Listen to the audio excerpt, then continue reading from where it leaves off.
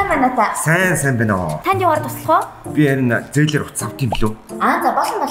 Гэхдээ миний уртлын утасны зээл дуусах. За та зээлэр аваад хэр удаж байгаа вэ? Бараг 6-7 сарын өмнө авсан шүү дээ. За тэгвэл ямар ч асуудалгүй.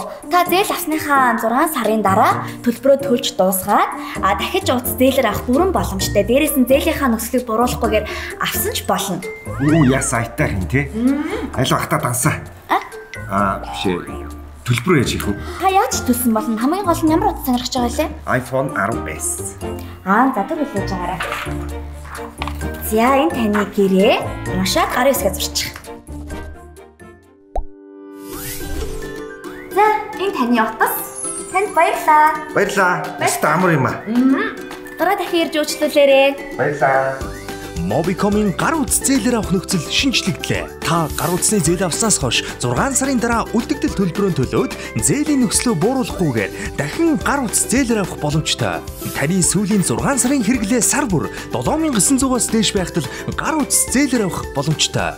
Албан ёсны хэрэгтэй газар ч гоё юм биш үү? Ухаалаг утсыг Mobicom-оос